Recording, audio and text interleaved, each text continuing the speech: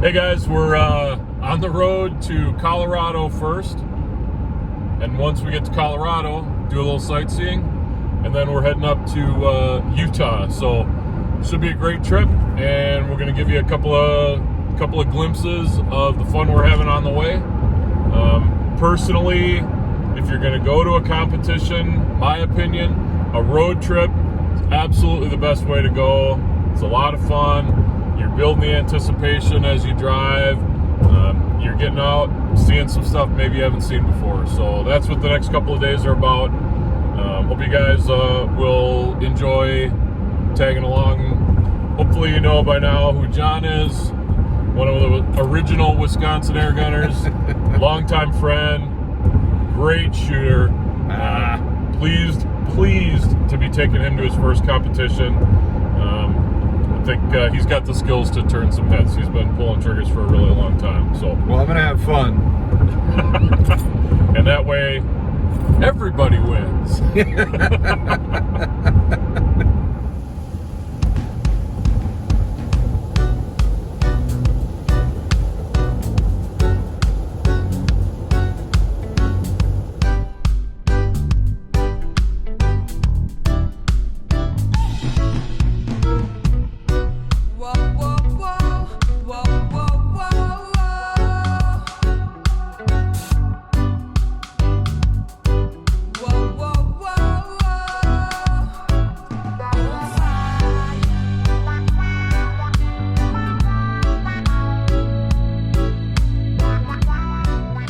We spent most of our time in Iowa looking for wind flags to take with us out to Utah. We saw quite a few of them. The main issue seemed to center around portability.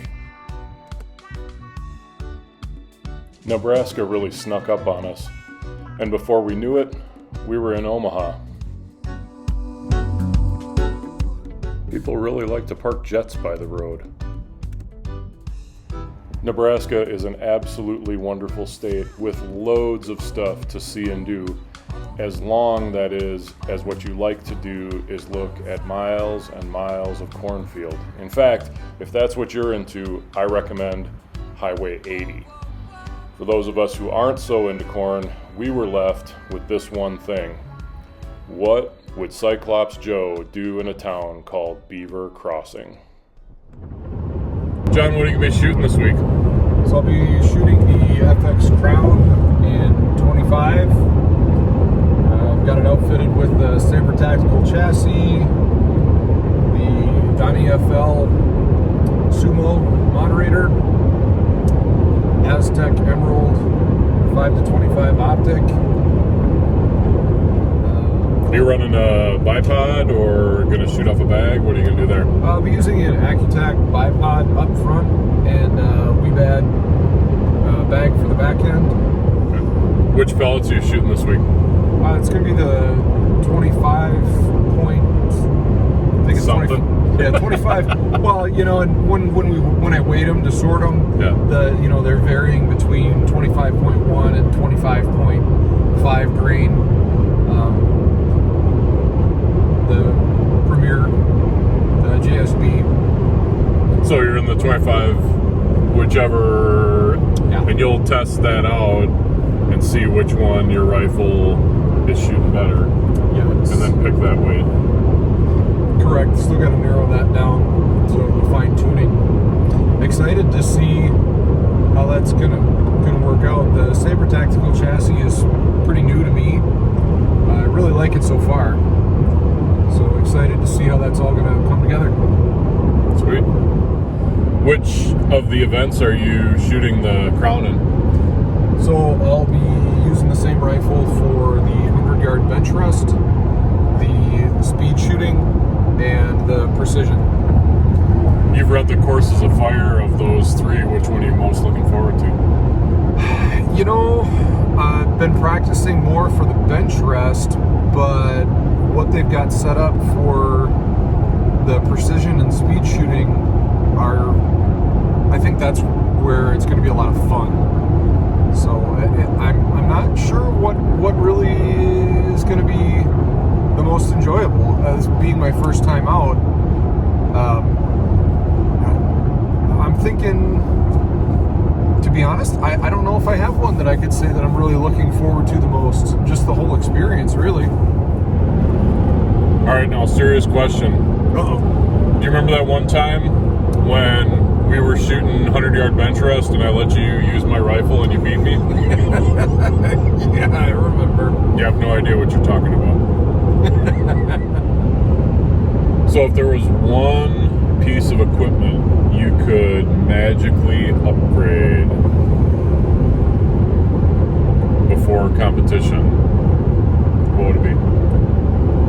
My eyeballs. Like we're gonna get some Utah like parking lot laser surgery or something like that. Like stare at the sunset long enough. I guess seriously, probably one thing that I know just recently became available would be that FX barrel tuner. What's it called? The integrated harmonic barrel tuner. But you've got a Crown, so you'd need the standalone one. Yes.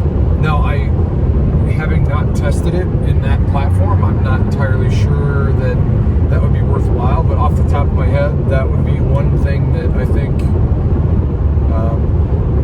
based on preliminary information on what that thing can do, I think the potential is there for worthwhile improvement. That, or for me, would be one of the Element optic scopes. Nothing against the Aztec Emerald scopes that I have, but my old man eyes are not liking that really fine reticle that those scopes have. Whereas that the Aztec has? Correct. Whereas your Helix scopes, that slightly larger, nice, dark, crisp.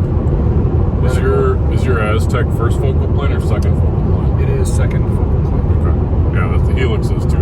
It does have it is a thicker reticle. Yeah. Well, you never know what might happen.